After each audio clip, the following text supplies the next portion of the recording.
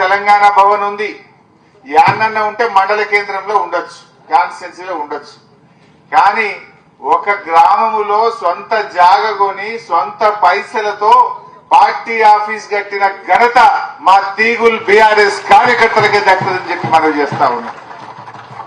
దాదాపు 17,84,000 రూపాయలు ఖర్చు పెట్టి ఇంత అద్భుతమైన ఆఫీస్ ను ఇంత సెంటర్ లో కట్టిందంటే నేను మీ గురించి ఎంత చెప్పినా తక్కువే అని చెప్పి మనం చేస్తా ఉన్నా. ఇది రేపు రాష్ట్రానికి ఆదర్శం. ఊరూరికి చెప్తా తీగులలో కట్టిన మీ సంగతి ఏందని అడుగుతాయిగా, అంత బాగా చేసింది.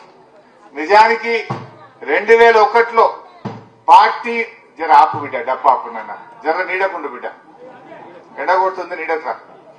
2001లో బీఆర్ఎస్ పార్టీ పెట్టినాడు జాగ ఉన్నారు. పార్టీ పెట్టినాడు జాగ ఉంటే ఇవాళ రజతోత్సవం జరుపుకునే రోజు బిల్డింగ్ ఇనాగ్రేషన్ చేసినాం. 10 సార్లు అంతేనా? పార్టీ పెట్టిన జాగొన్నాం. రజతోత్సవ సందర్భంగా, రజతోత్సవం మొన్ననే జరుపుకున్నాం వరంగల్, మీరందరూ కూడా వచ్చింది. రజతోత్సవ శుభ సందర్భంలో రేపు తెలంగాణ రాష్ట్రం ఏర్పడ్డ దినం ఎల్లుండి 2 తారీఖు. ఈ శుభ సందర్భంలో మనం ఈ పార్టీ ఆఫీస్ ప్రారంభించుకోవడం నిజంగా నాకు ఎంతో గర్వంగా ఉంది, ఎంతో సంతోషంగా కూడా ఉంది అని మనం చేస్తా ఉన్నా. కార్యకర్తలు చందాల రూపంలో కాదు, సొంత డబ్బులు మీ జేబుల్లో నుంచి డబ్బులు వేసుకొని మీరు ఈ భవనం కట్టించిందంటే నిజంగా మీరు చాలా గొప్పవాళ్ళు.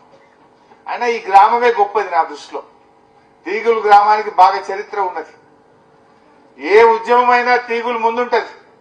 ఆనాడు స్వాతంత్ర్యం కోసం రజాకర్ల మీద ఉద్యమం చేస్తే కూడా తీగులు గ్రామం ముందుండి రజాకర్ల మీద పోరాడినటువంటి చరిత్ర కూడా ఈ తీగులు గ్రామానికి ఉన్నది.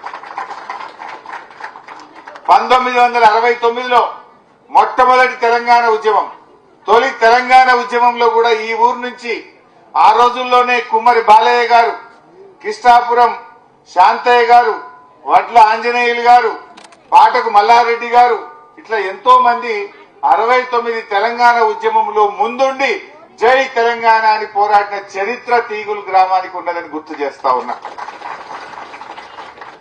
నాటి నుంచి మొదలు పెట్టుకుంటే ఇవాళ మా గ్రామ యూత్ ఆనాడు పోరాడితే ఇవాళ యూత్ కూడా సొంత డబ్బులతో తెలంగాణ తల్లి విగ్రహాన్ని ఆవిష్కరించి ఇవాళ మీరు కూడా మా యూత్ కూడా చరిత్ర సృష్టించిండ్రు. నేను మీకు కూడా అభినందనలు తెలియజేస్తా ఉన్నా.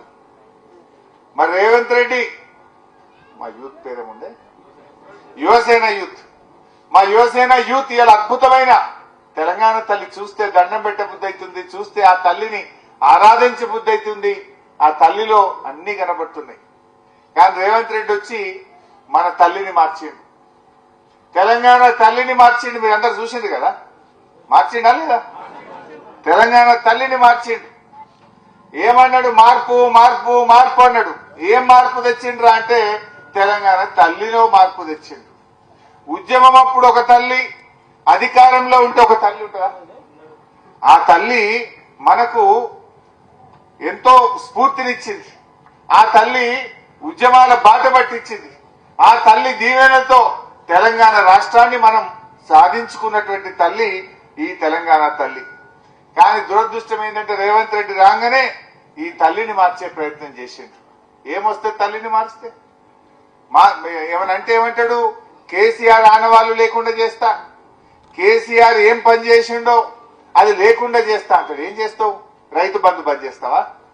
కళ్యాణ లక్ష్మి బంద్ చేస్తావా? కేసీఆర్ జిల్లాకు మెడికల్ కాలేజ్ కట్టిండు, అవి మానేస్తావా?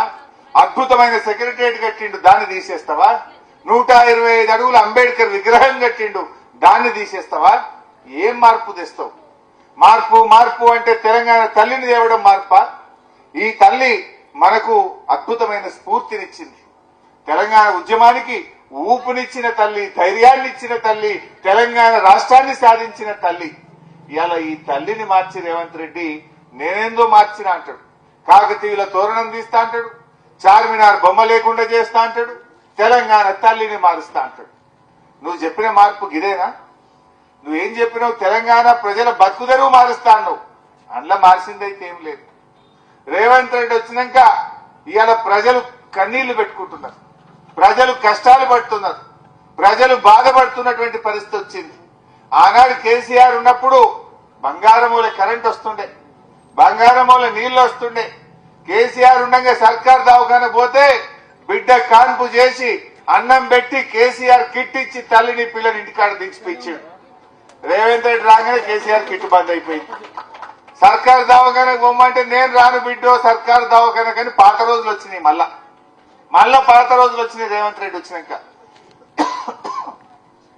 అంటే మీరు కూడా ఇవాళ ఆలోచన చేయాల్సినటువంటి అవసరం ఉంది.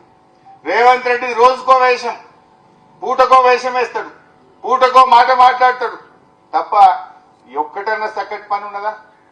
దేవుని మీద కూడా ఒట్టు పెట్టి మాట తప్పిన పాపాత్ముడు రేవంత్ రెడ్డి. ఏమన్నాడు? 15 ఆగస్టులోగా రైతుల రుణమాఫీ చేసి తీర్తా అని యాదాద్రి లక్ష్మీనరసింహస్వామి మీద ఒట్టు పెట్టిండు. దేవుని మీద ఒట్టు పెట్టేవాడన్న మాట తప్పుతాడా? ఇక దేవుణ్ణే మోసం చేసినవాడు ప్రజల్ని మోసం చేయడా? మనని మోసం చేయడా?